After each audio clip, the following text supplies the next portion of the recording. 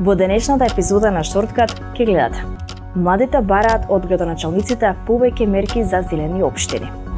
Се изедначуваат стипендиите за сите студенти и ученици. Распишан повик за учество на обука, практиканство и студиска посета на сад за млади идни новинари. Здраво на сите! Јас сум Нина, а ова е 66-та епизода на Шорткат, нашите вести за млади. Останете со нас, започнуваме веднаш.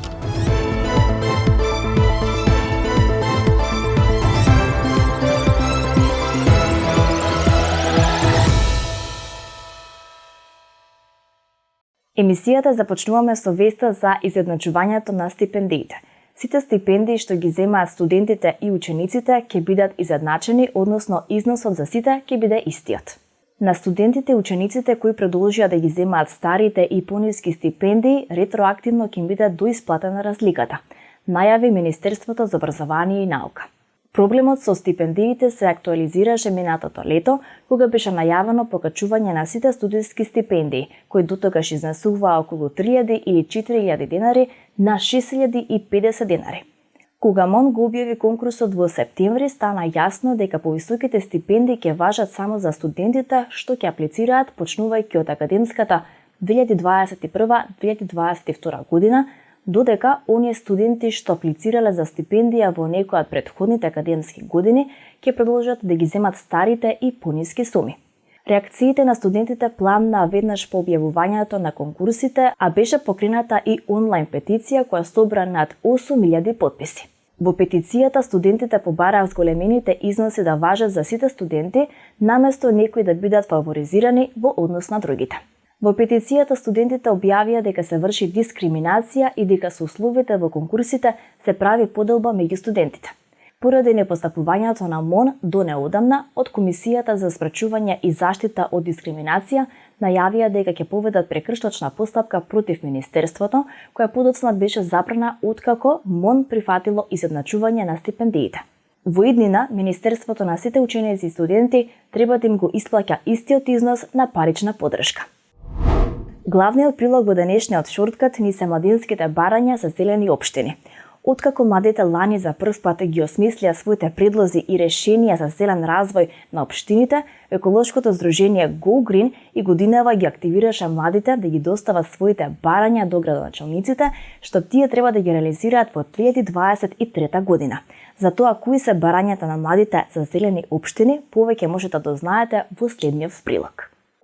Младите од скопските општини Аеродром, Чаир и Кисела вода, како и од Куманово, годинава имаа можност да ги достават своите барања за зелени општини, кои треба да ги реализираат градоначалниците во 2023 година. Проектот реализиран од еколошкото здружение Go Green годинава успеа да ангажира над 400 млади луѓе од овие општини, кои преку онлайн прашалник ги дадоа своите идеи и предлози за тоа како околината во која живеат да стане позелена. Së pari të rinjt kanë bërë selektimin e kërkesave, a janë ato të përgjithshme apo konkrete.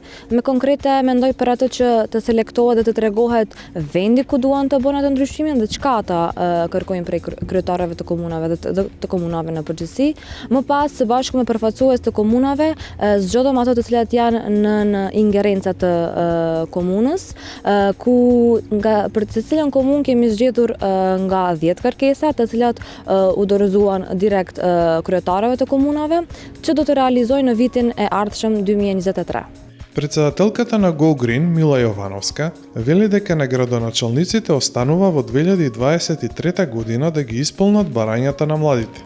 Меѓутоа тоа ние што планираме да го направиме е да имаме состаноци, односно да им праќаме потсетници за тоа што тие се заложиле да го реализираат. Едно од младите од општина Аеродром што достави барање е Ангела Зимбакова, која предлага во соработка со училиштата во Аеродром да се воведат екоработилници за климатски промени, екоактивизам и отпад.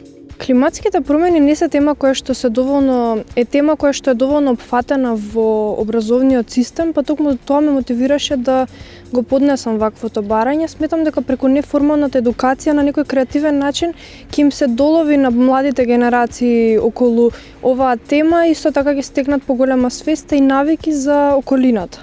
Фатон Керими од општина Чаир го испорача младинското барање до локалната самоуправа за изведба на велосипедска патека во населбата Топанско поле, но и во другите делови од општина Чаир. Тој вели дека на младите им е неопходна велоинфраструктура за да може да се движат. Ky projekt ishte propozimi imi për arsye se mua më paraqitej çdo ditë nevoja të përdor biçikleta ose skuter elektrik. Dhe këto duhet që mua të më mundësojnë transport të shpejt nga një pikë në pikë tjetër brenda qytetit, dhe sigurisht që kjo duhet të zhvillohet në mënyrë të sigurt.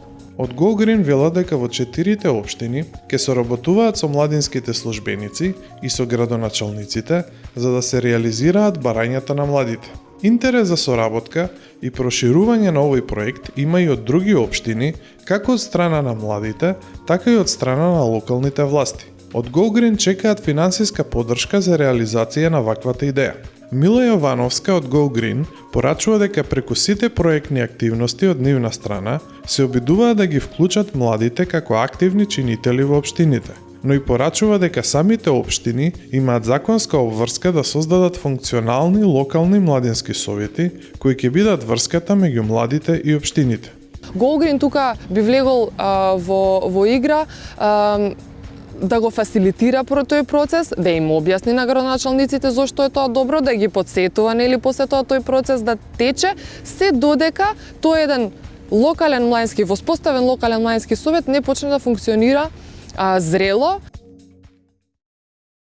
Следната информација ќе ги интересира не само младите, туку сите жители на северниот дел на Струмичката котлина во подножието на планината Огражден.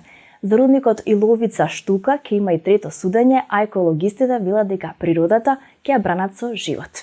Висшиот управен суд ја поништи пресудата на управниот суд за конечно одземање на концесијата на Euromax Resources за експлоатација на рудникот Иловица Штука и предметот го врати на повторно судење.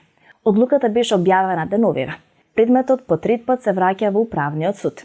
Ова за еколошките активисти од трите општини од југоистокот е невиден преседан и зборува за политички математики. Тие порачуваат дека ако овој рудник проработи, тоа ќе значи смрт не само за луѓето, туку и за живиот свет во Струмичката котлина и подготвени се на се за да го спречат тоа. После оваа скандалозна пресуда на Висшиот управен суд, нам жителите на сплодната Струмичка котлина не ни останува ништо друго, туку со најрадикални мерки по цена на сопствените животи да го одбрани ова парче земја за идните поколенија. Фондацијата Метаморфозис во партнерство со Меѓународниот центар за новинари ICFJ, а со поддршка на амбасадата на САД во Скопје, отвора повик за учество на млади новинари во програма за медиумска обука. Преку работилници, практиканства и студиска посета на САД, динамичната програма ќе им обезбеди на младите новинари неопходни вештини за висококвалитетно известување со користење податоци и потврдени факти, ќе ги запознае со примената на дигитални алатки и алатки со отворен код во нивната работа и ќе ги поврзе со колеги со слични размислувања. Програмата вклучува едномесечно практиканство во еден од трите медиуми на Метаморфозис, како и еднонеделна посета на САД, односно на седиштето на ICFJ во Вашингтон за двајцата најдобри учесници. Апликацијата за првата работилница за новинарство, заснувана на податоци и визуализација на податоци, е веќе отворена. Сите заинтересирани може да аплицираат со скенирање на следниот QR код и со пополнување на прашалникот. Побарајте повеќе информации за овој повик во рубриката ЦТРЛЗ на Метамак. И за крај ви ја презентираме најновата видеоигра со тематика Авантурите на Хари Потер. Во Хогвартс Легаси играте во светот на Хари Потер, но со ваш нов лик како ученик во училиштето за волшебници Хогвартс. Отворениот свет е импресивен и со врвна графика, а во промо-видеото е демонстрирано јавањето на метла што има интересни механики. Охрабрено е летањето непосредно над површината на земјата, додека ако летате повисоко, побрзо ви се троши силата. Исто така, со преднарачка на играта добивате и хипогриф кој што личи на црн грифин, нели според куќата на Хари Потер Грифиндор. И грифинот функционира како метлата, но е многу по-кул маунт. Тоа беше се за денеска. Пишете ми на Facebook и Instagram дали ви се допаднаа содржините и предложете ни ваши теми. Ако сакате да прочитате повеќе, повелете на сајтот MetaMK и побарајте рубриката за млади ЦТРЛЗ. И секако, Следете на и следниот четврток со последното издание на Шорткат за 2022 година. Чао!